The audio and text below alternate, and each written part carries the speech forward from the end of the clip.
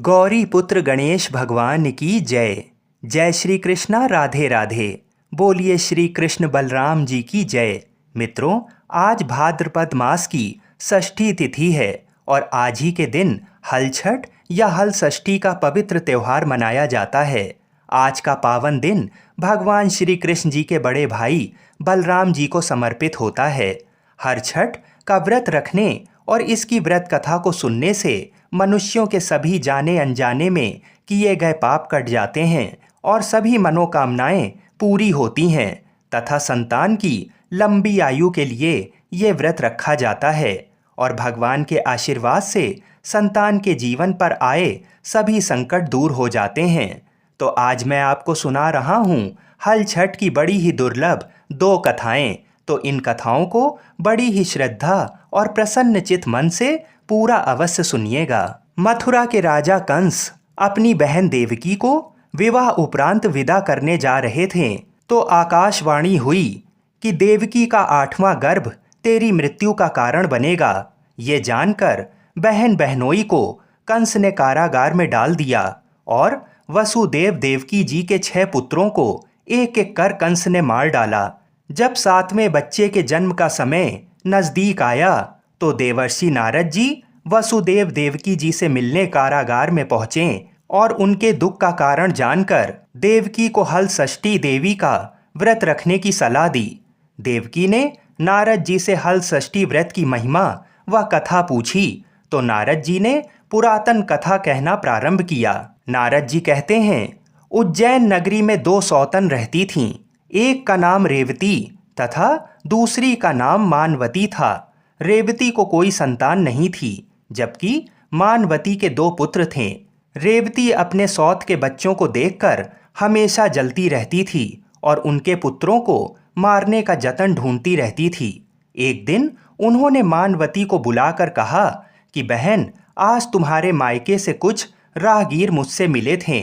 उन्होंने बताया कि तुम्हारे पिताजी बहुत बीमार हैं और वह तुम्हें देखना चाहते हैं। पिता की बीमारी को सुनकर मानवती दुखी हुई। रेवती कहने लगी कि बहन, तुम शीघ्र अपने पिता से मिलने चली जाओ। तुम्हारे आने तक मैं बच्चों का ध्यान रखूंगी।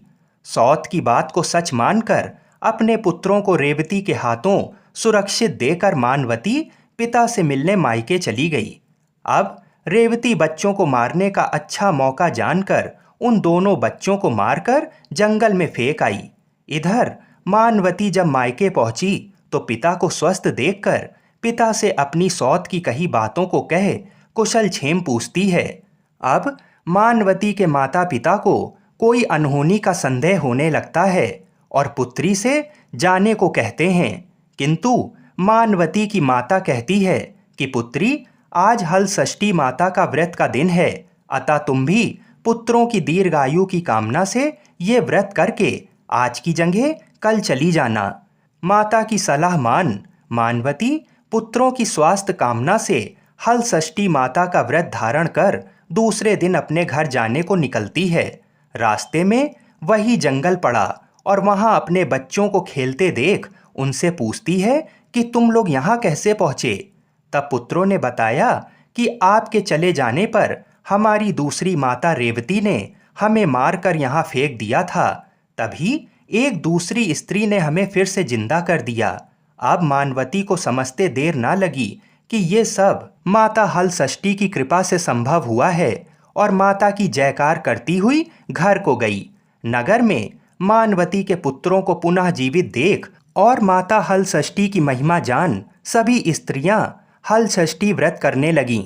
इसके बाद नारद जी देवकी जी से कहते हैं, अब हल षष्ठी माता की दूसरी कथा को सुनिए। चंद्रव्रत नाम का एक राजा हुआ जिनको एक ही पुत्र था। राजा ने राहगीरों के लिए एक तालाब खुदवाया, किंतु उसमें जल ना रहा और तालाब सूख गया। राहगीर उस रास्ते गुजरते और सूखे तालाब को देखकर राजा को गाली देते थे।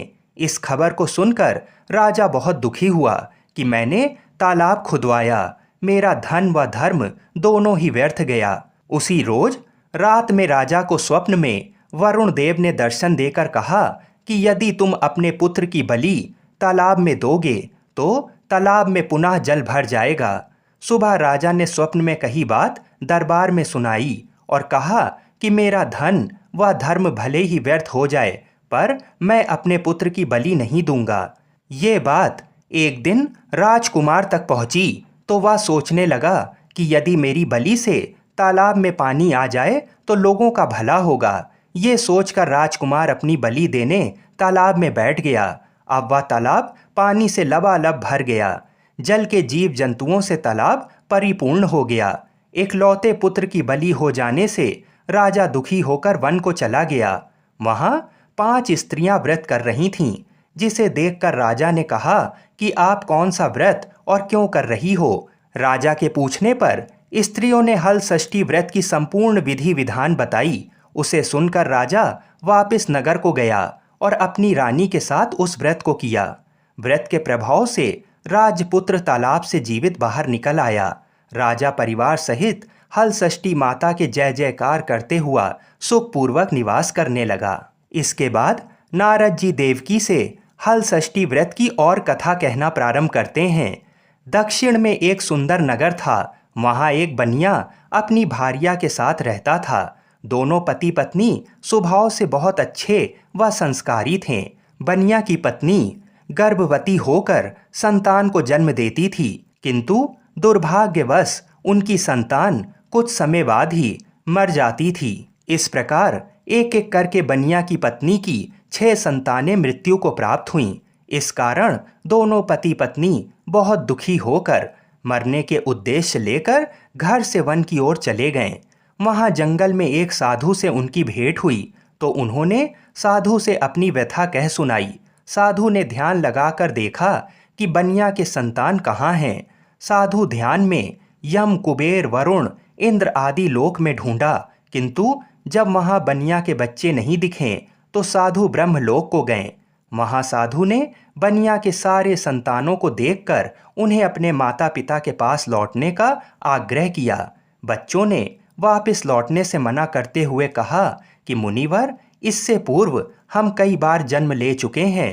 हम किस किस माता पिता को याद रखकर उनके पास जाएं? हम जन्म, मृत्यु और गर्भ के चक्कर से अब मुक्त हो गए हैं, अतः अब हम नहीं जाना चाहते। तब साधु ने उन्हीं बच्चों से बनिया को दीर्घजीवी संतान प्राप्ति का उपाय पूछा। उन आत्माओं ने कहा कि यदि बनिया और उनकी पत्नी माता हल षष्ठी का व्रत रख पूजन कथा श्रवण करें, अपने पुत्र को व्रत उपरांत जल से भीगा कपड़ा लगाएं तो उनका वह बालक दीर्घजीवी होगा। उन आत्माओं से इस प्रकार सुन साधु ध्यान से वापस आकर बनिया से हल षष्ठी व्रत कथा नियम आदि को बताया। साधु से इस विधि विधान को सुन दोनों पति पत्नी घर को गए। समय उपरांत जब हल षष्ठी व्रत का दिन आया तो उन्होंने व्रत रखा व संतान प्राप्ति का वर मांगा। माता हल षष्ठी की कृपा से अब बनिया की पत्नी गर्भवती हुई और एक सुंदर संतान को जन्म देती है। अगले व्रत पर उन्होंने साधु के बताए अनुसार अपने पुत्र को जल से भीगा कपड़ा लगाया और हल षष्ठी माता की कृपा से अब उनकी संतान दीर्घ आयु को प्राप्त हुई। बनिया का परिवार प्रसन्नतापूर्वक जीवन यापन करने लगा। बोलिए हल षष्ठी माता की जय। आइए अब मनोकामनाओं की पूर्ति करने वाली हल षष्ठी की दूसरी कथा को सुनते हैं। एक बार राजा युधिष्ठिर ने भगवान श्री कृष्ण जी से बहुत ही दुखी भाव से कहा, हे देवकी नंदन, सुभद्रा अपने पुत्र अभिमन्यु की मृत्यु से बहुत ही दुखी हैं। वह अभिमन्यु की पत्नी उत्तरा के गर्भ की संतान भी ब्रह्मास्त्र के तेज से धीमे धीमे दग्ध हो रही है, क्योंकि दुष्ट अश्वत्थामा ने गर्भ को निस्तेज कर दिया है। द्रौपदी भी अपने 5 पुत्रों के मारे जाने से अत्यंत दुखी है। अतः आप इस महादुख से निकलने का कोई उपाय बताइए। तब भगवान श्री कृष्ण जी ने कहा, मैं तुम्हें हल छठ व्रत की महिमा बताता हूँ। ये व्रत जो भाद्रपद की कृष्ण पक्ष की षष्ठी पर भगवान शिव, पार्वती, गणेश व स्वामी कार्तिकेय की विधि विधान द्वारा पूजन पुत्र पौत्र की अल्पायु व शोक के महादुख से मुक्ति प्रदाता है। श्री कृष्ण जी राजा युधिष्ठिर को इस व्रत की कथा बताते हैं। पूर्व काल में सुभद्र नाम का राजा था। जिनकी रानी का नाम सुवर्णा था। राजा रानी को एक हस्ती नामक पुत्र था। एक बार राजपुत्र हस्ती धाय माँ के साथ गंगा जी स्नान करने गया। बाल स्वभाववश हस्ती जल में खेलने लगा। तभी एक ग्राह ने यानी एक मगरमच्छ ने उसे खींचते हुए जल के अंदर ले गया। इसकी सूचना धाय माँ ने जाकर रानी सुवर्णा से कह सुनाया। इस पर रानी ने क्रोधवश धाय के पुत्र को धधकते हुए आग में डाल दिया। पुत्र शोक से व्याकुल धाय माता निर्जन वन को चली गईं और वन में एक सुनसान मंदिर के पास रहने लगीं। वन में सूखा धान्य, महुआ आदि जो मिलता उसे खाती और मंदिर में विराजित शिव पार्वती गणेश जी का पूजन कर दिन भर व्यतीत करने लगीं। इधर नगर में एक अद्भुत घटना घटित हुई। धाय माँ का पुत्र आग की भट्टी से जीवित निकल आया और खेलने लगा। ये खबर पूरे नगर में फैलते हुए राजा रानी के पास पहुंची तो उन्होंने इस घटना के विषय में पुरोहितों से पूछा। तभी सौभाग्य से वहां दुर्वासा ऋषि पहुंचे। राजा रानी ने ऋषि का पूजन कर धाय माता के पुत्र के जीवित हो जाने का कारण पूछा तो दुर्वासा ऋषि जी ने कहा कि राजन, आपके डर से धाय माता जंगल में एकांत में व्रत करती थीं। ये सब उसी व्रत का प्रभाव है। अब राजा रानी सभी नगरवासियों के साथ दुर्वासा जी की अगुवाई में उस जंगल में धाय माता के पास उस व्रत के विषय में अधिक जानकारी लेने पहुंची। तब धाय माता ने कहा कि राजन, मैं पुत्र शोक से दुखित होकर यहाँ रहने लगी और यहाँ व्रत ग्रहण कर भगवान शिव पार्वती, गणेश जी व स्वामी कार्तिकेय का पूजन कर सूखा तृण, धान्य, महुआ आदि खाकर जीवित रहती थी। तब रात को मेरे स्वप्न में शिव परिवार के दर्शन हुए और तुम्हारा पुत्र जीवित हो जाएगा ऐसा वरदान दिया। अब रानी ने व्रत की विधि विधान को पूछा तो दुर्वासा जी ने हल षष्ठी व्रत की संपूर्ण विधि विधान बताया। राजा रानी ने हल षष्ठी व्रत की महिमा जानकर व्रत को किया। व्रत के प्रभाव से राजपुत्र हस्ती मगरमच्छ के चंगुल से छूटकर खेलते हुए नगर में वापस आ गया। अपने पुत्र को पाकर राजा रानी सुखी हुए और धाय भी पुत्र के साथ प्रसन्न होकर निवास करने लगी। वही बालक हस्ती आगे चलकर परम प्रतापी हुआ और अपने नाम से हस्तिनापुर को बसाया। इस प्रकार भगवान श्री कृष्ण जी ने युधिष्ठिर से हल षष्ठी व्रत की महिमा का ज्ञान देते हुए कहा कि हल षष्ठी व्रत कथा पहले नारद जी से सुनकर मेरी माता देवकी ने इस व्रत को सबसे पहले किया, जिसके प्रभाव से उनकी आने वाली संतान की रक्षा हुई। अब भगवान श्री कृष्ण से सुन युधिष्ठिर ने इस व्रत को उत्तरा द्वारा करवाया। व्रत के प्रभाव से उत्तरा का अश्वत्थामा द्वारा नष्ट हुआ गर्भ पुनः जीवित हो गया तथा प्रसव के पश्चात बालक का जन्म हुआ, जो कालांतर में राजा परीक्षित नाम से प्रसिद्ध हुआ। बोलिए श्री कृष्ण भगवान की जय।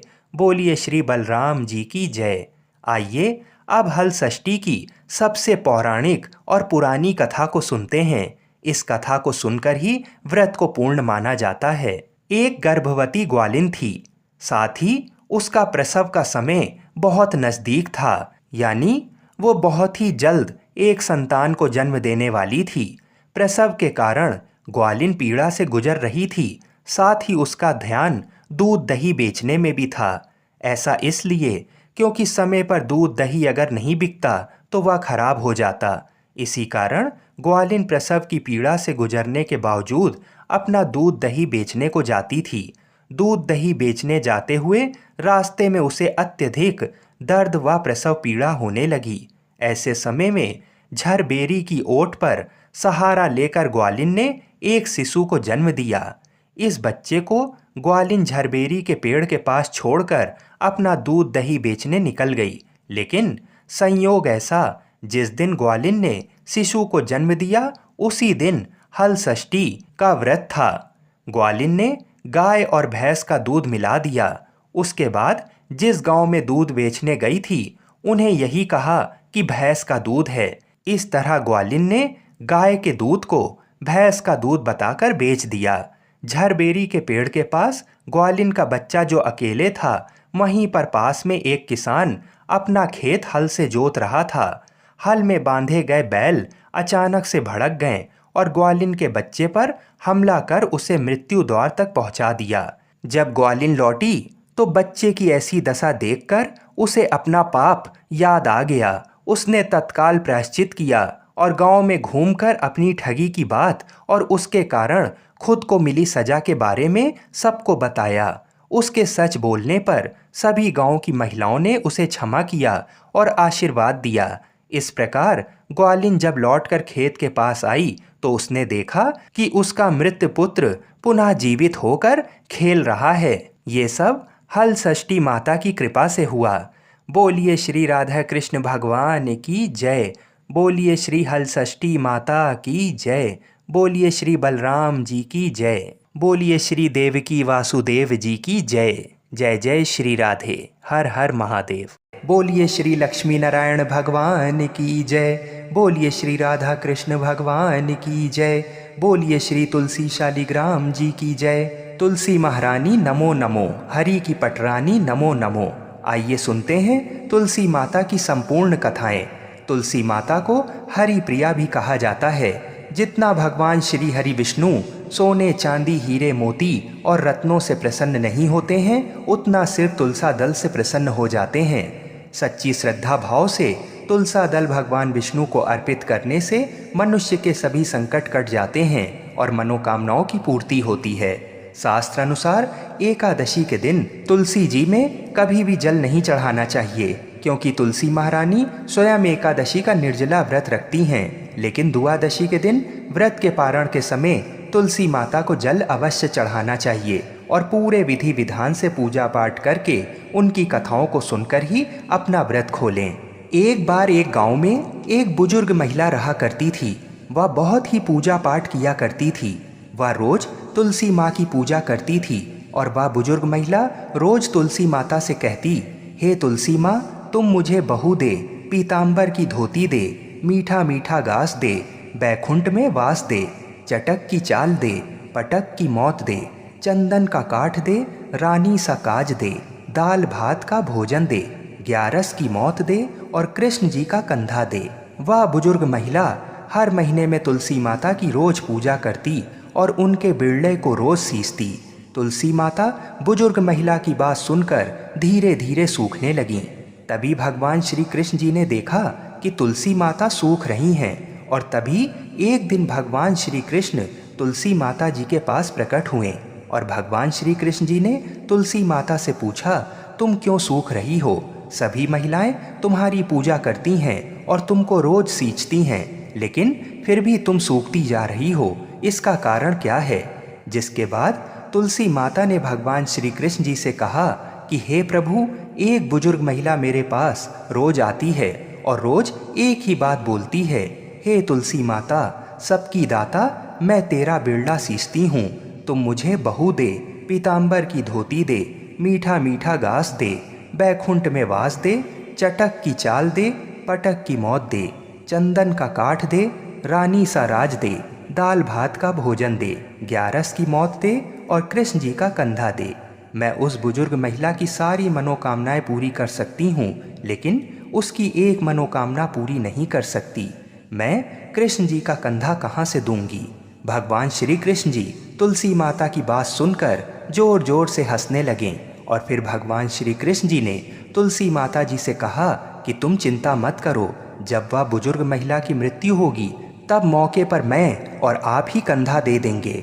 आप सुबह जब वह पूजा करने आए तब कह देना कि सब कुछ तुम्हें मिल जाएगा।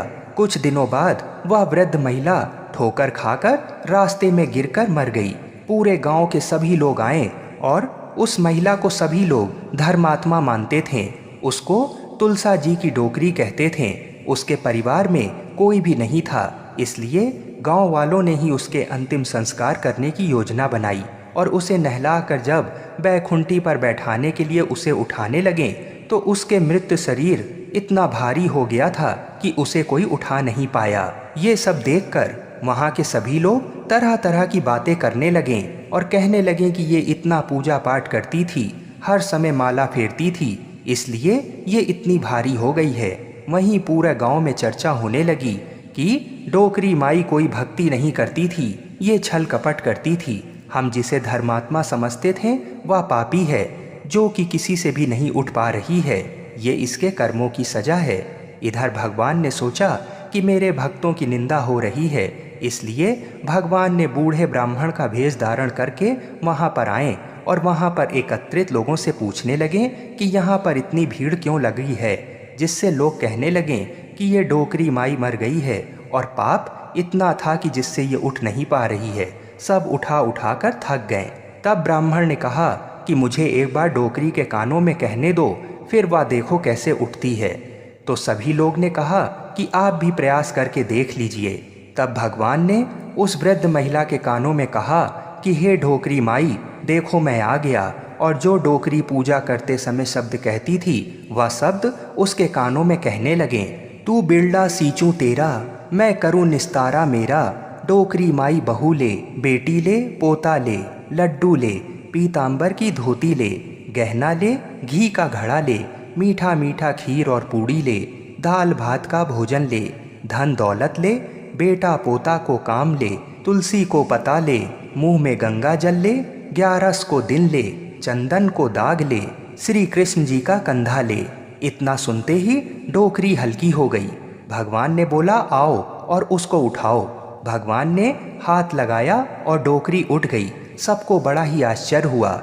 उसे खूब धूमधाम से ले जाया गया। भगवान उसे अपने कंधे पर ले गए।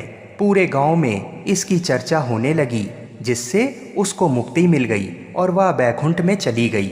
सभी लोग देखते रह गए। सभी लोगों ने देखा कि शमशान घाट तक तो ब्राह्मण साथ ही आया था, लेकिन अब वह दिखाई नहीं दे रहा है। इससे लोगों को समझ में आ गया कि वह कोई और नहीं, स्वयं भगवान ही बूढ़े ब्राह्मण के रूप में आए थे। बोलिए श्री राधा कृष्ण भगवान की जय। बोलिए श्री तुलसी